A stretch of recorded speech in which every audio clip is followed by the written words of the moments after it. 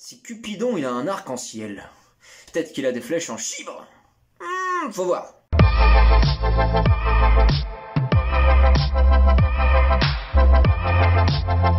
Le ciel s'est défini comme l'étendue visible au-dessus du sol depuis la surface de la Terre, de l'horizon au zénith. Alors pour ceux qui croient que la Terre est plate, l'horizon c'est là où tu tombes dans le vide. Ou dans le cerveau de Bruno Le Maire, c'est pareil. Et encore, j'ai vu des vides plus remplis. C'est un genre de grande voûte immatérielle. Ça n'existe pas, tu vois. Comme un patron de gauche ou un cheminot corporate, quoi. En fait, l'atmosphère diffuse la lumière solaire et c'est ce qui lui donne une teinte bleue. Alors pour moi, le bleu, c'est la couleur du dimanche. Sauf que quand c'est tous les jours dimanche, ça s'appelle le chômage. Synesthète. Chômage. Oh bon merde.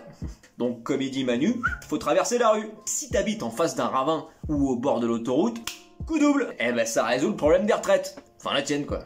Statistiquement, tu fais avancer la France. En vrai, le ciel, c'est juste un grand filtre Instagram sur une photo de l'univers. Et les nuages, c'est des meufs moches qui viennent gâcher ta photo, tu sais. Tiens, voilà des boudins, voilà des boudins, voilà des boudins. J'invente rien, on utilise beaucoup de métaphores lactées pour parler des éléments. Bah genre, je veux bien un nuage de lait. La voie lactée, c'est plus loin que Mulhouse? Oh Bernard, mets des gants. Muriel va encore avoir un œil au beurre noir. Oh. Alors que la voie lactée, c'est rien d'autre qu'une grosse tache de foutre dans l'univers. Les Gaulois, par exemple, ils avaient peur que le ciel leur tombe sur la tête. Alors ouais, ils ont pas eu peur d'aller prendre une branlée à Alésia, par contre. Ok, on est combien, les mecs? On est 3 x 4. 3 x 4. Je retiens 2, x 8. Ah bah ça fait 15, parfait, on va le fumer, Jules Lézard, là. Vercingétorix, putain. Mais quelle idée de prendre comme chef un mec qui a un nom de médicament contre la toux sèche, quoi. Bon, après, les Gaulois, c'était pas des flèches, hein. Ou des flèches à la tête de gland, quoi. Eh mais Cupidon, c'est juste un Gaulois, s'il faut. Alors dans la Bible, ils disent que le ciel est organisé comme un royaume. Mais bon, le mot Bible, ça vient du latin biblia, qui veut dire livre.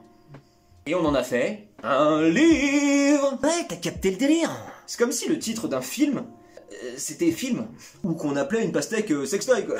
Alors si t'as voté Macron en 2017, ça rentre tranquille. Donc le psaume 104 de cette revue de science-fiction, ça dit que Dieu est lui-même le constructeur de son palais céleste. Parce que oui, hein, le Tout-Puissant a quelques notions de BTP. Dieu est portugais, ouais, et son fils s'appelle Jésus, je te rappelle. Et c'est la seule explication à la finale de l'Euro 2016. Et pareil dans les religions grecques ou romaines. Zeus, ça signifie Dieu du ciel. Ok, melon. Alors moi, en grec, je sais dire bonjour, j'aimerais ouvrir un PEL. Alors, manque de bol, c'est du grec ancien. Et dans l'Antiquité, les anciens, ils pensaient que le ciel, c'était un voile solide tenu par 2 hommes. Ils fumaient beaucoup de cannabis à l'époque. Il y avait très peu de loisirs. Oh, regarde, Julius, 2 nymphes du royaume du soleil. Mais t'es con quoi, Michel, c'est des mouettes. Ah ouais, ok, hein, je te suis. C'est marrant qu'on acceptait le ciel comme voile alors qu'on l'accepte pas sur des femmes. Et en complément de cette théorie, je rajouterais que le ciel est une plancha. Ce qui fait de lui une plancha voile. Salut.